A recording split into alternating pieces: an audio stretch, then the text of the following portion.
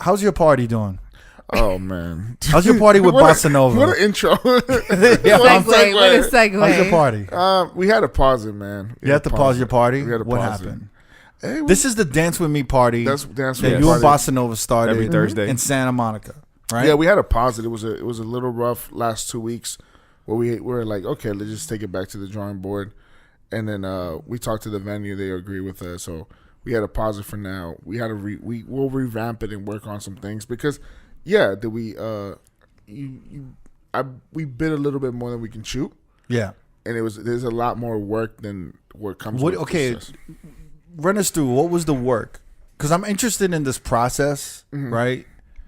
Well, I'm interested in this process because I meet a lot of DJs, right? Yes. And then there was a time when everyone was throwing out the narrative. Even we were throwing out the narrative, right? If you can't get work, you start your own party. Yeah. Right? We've been throwing that narrative around a lot. We talked about that a lot with a lot of DJs. Yeah. But now, everyone's circumstance is different. Yeah. And that's why I'm curious to hear what happened with Jamie and what's his train of thought in his head. Yeah. You know what I'm saying? Well, it was hard. One, or the choice of venue, not just because a venue gives you a night, means it's going to be easy to bring people in. The venue, we learned rather quickly that it's been a failed night for that venue, for that specific night. And we were trying, and we kept having homies come through, and they're like, dude, Thursdays is rough in here. And then quickly, I even spoke to Shasta Styles. He's like, yo, I tried to do a Thursday there, and it didn't quite work out. So it's a rough place to. It's a tough location. Tough location. So we're like, okay, this is what we would get some people in, but not what we expected. Right. So rule number one, right? Location. Yeah, and I would say, especially in LA, location matters so much. A lot. Maybe the first thing. Everywhere, location matters so much. Okay, go ahead. So then we were talking about, and then we talked about marketing ideas. And I mean, I spoke to you about it, Crick, and you would tell me, you got to do this, you got to do that. You're not doing enough. You're not selling enough. I'm like, all right, cool. So we started doing some new things for the marketing, but we're like, it's still not working. Right. So then we just we're like, all right, we got to shut it down for the time being. And then also my schedule was getting rather hectic now that I'm like, fuck. Right. It's going back and forth. It's going to be a little hard. You might have to rock just the night by yourself. We might have to find a replacement for me for that night. So then stuff like that came up, and we're like, okay, let's pause it for the time being and hopefully come back sometime in December in a new venue. We have spoken to new venues and shit, so there's that in play, but it takes far more than just posting a flyer and knowing how to DJ, to be honest with you. Right. Because after hearing your situation, right? Yeah. I got to say, man, I commend you and I applaud you guys for going out there, starting your shit, coming up with a great name for a party. And you guys are both dope DJs, right? Yeah. But there's a lot more entailed into throwing a party. Far more. A lot more. You know what I'm saying? So I don't consider this a failure. I think you learned a lot from it. Oh, 1,000%. And the thing is, like, you have to, and a lot of motherfuckers need to learn. You need to fucking fuck up. You need to fail, and you need to have a whack party. And sometimes it's like this usually happens to a lot of motherfuckers. And remember you brought this up with Momo when he said he started his own first weekly party? Yeah. He said the first week was monster. Bananas. The second week was No one showed up the second week. No one showed up. Because he didn't do the proper promotion marketing that first night. Well, it's not only that, though. And this is the thing is, like, I wanted to talk to you about this, right? You have to talk to OGs, and you have to talk to people who have been doing like their own parties. Like, you have to talk to the professional motherfuckers, the veterans who have been doing it. Yeah. And you have to ask them. Yeah. And you have to, like, really do a lot of research before you go all in to something like that. Yeah. And one of the things that they're going to tell you is it's better to do a monthly party than a weekly party. Yeah. A weekly party is a lot of fucking work. And you need a large Rolodex. You need a large Rolodex, and you need a lot of people to make it work. A lot of these clubs and a lot of these lounges, they have sub-promoters, they have promoters, they have event coordinators, they have bookers. A lot of these motherfuckers, it takes a lot of work to do a weekly fucking party. Yeah. A monthly, it gives you a little bit more breathing room, and it allows everyone to be like, yo, we can go check out your party once a month. I'll give you my 1 day a month to come and show you love. Yeah. Now, if you're gonna ask for that shit every week, I don't know. now that's crazy. And it gives you an opportunity to miss it.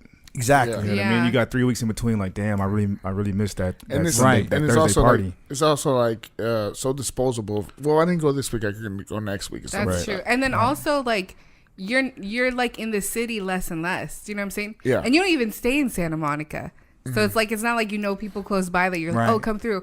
And you had a part, you were on a party here in Vegas that you had to miss a lot, you know? Yeah. Like that's into it too, where you're working more here in Vegas. And that's another thing we spoke about. And I was Yeah. telling him, I said, you know, You can't be missing your party here, and, you know? Well, the thing is that y'all motherfuckers are busy. So when you're DJing a lot, like, you know, this year you've been you're hot shit right now. You know, there's a lot. Hey. No, like No, take it. I'll give Take you know the what I'll give compliment. Jamie. I shit on Jamie a lot, but I'll give him credit. I've been hearing his sets recently. He sounds great. It's like the best I've heard him. He actually I would say he's one of the top 10 DJs I've heard in Vegas, right? For the rooms that he does. Yeah. Do you know what I'm Right, saying? right.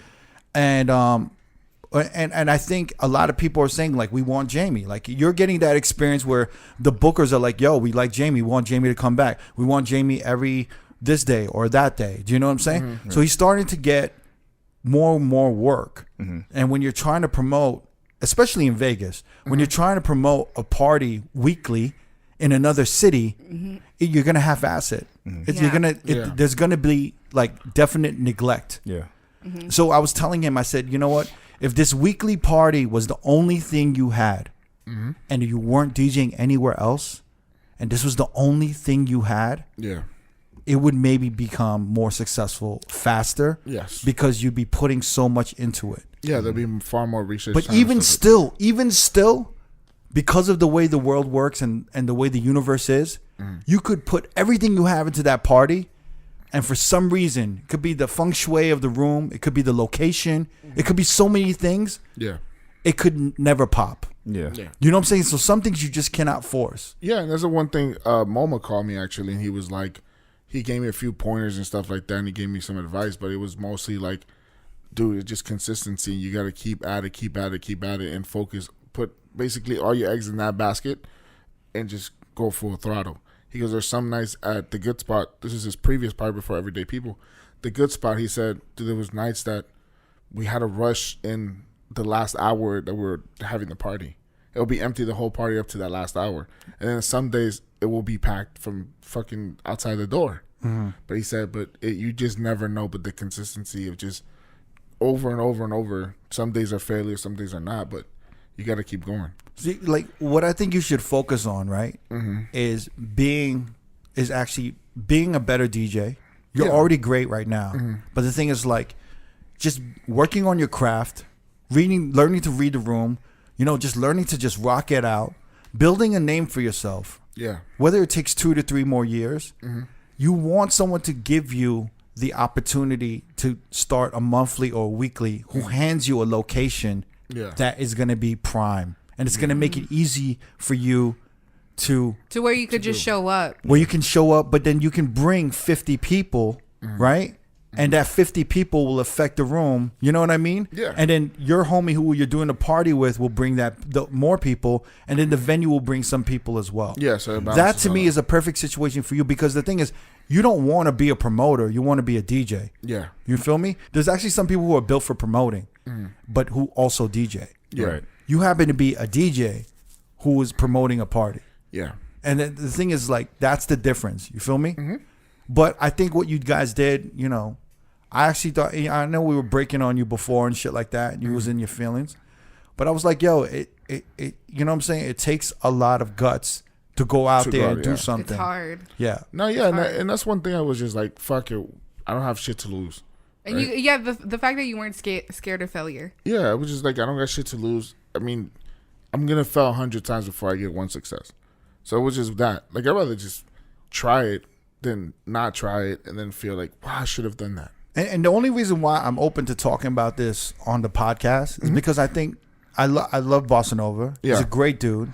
Just And I think you guys are gonna. This isn't gonna be the end of your story. Oh No, not at all. You know what I'm saying? That's why I feel like this is gonna be a great anecdote that we can look back on in a year or two or whatever, and be like, "Yo, y'all remember when y'all had that whack ass dance with me party?" That it was didn't do one well. bad game. It's know? cool. You get mad. Listen, I had fun. It wasn't a bad game. It was a bad season. Okay. I got one bad season, I guess. No, it was a good game that the was- night that I went. That was a It was a bad. good Yeah, but game. it was a learning experience and It's something to look at. And you're like, They went into overtime. yeah, they were. You had some runners on base. No, but it was a dope learning experience. It's just Yeah. like, fuck it, you know. And now you can hit the drawing board with some material that you can take from that last party. Like, that and- didn't work yeah. here. Let's work on this. But I'm that type of person. It's just the fuck it. Like, why not? You know, I'm an adventurous person, and you know, so I was just like, fuck it. Let's try it. Let's do it. It didn't work out. I would have been more scared if it would have worked out quicker. Because then I was like, damn, I wouldn't know how to deal with the shit that comes after the success, which would have been like the bad shit. You know, now I learned what can go bad, and now I know how to like find a solution for that. Opposed to, Well, if it would have been a success, you would have become a monster. You would have been an ego monster. But also, I don't think so. Yeah, but you are. Yeah, I you feel are. like I don't have much of that. I it's wish. also the universe, because like you are running yourself really thin, and you know, like you do Right. have to take care of yourself. You can't be driving 600-700 miles a week. You know, like it's like, yeah, you're looked at as like a hustler, but then like shit, you know, like we saw what happened to people that like push themselves too hard. You know. Yeah. Yeah. But yeah, it was a learning experience, and we'll go back to the drawing board. But yeah, we're not out forever. Well, you know what? I know it's not over for y'all. Y'all gonna learn. But yo, you got to talk to motherfuckers. Oh, And you yeah, got to yeah. discuss it. You got to do research a lot longer. Like you just came out of nowhere. Like, yeah, we're starting a party. I was just like, Yeah. you didn't talk to nobody about this, bro. You I didn't talk to you about it. didn't even talk to me about I it. didn't talk to you more. I would have told you. I would have been like, oh my god. Where's the business? Let me see the business proposal. I would love to see that business proposal.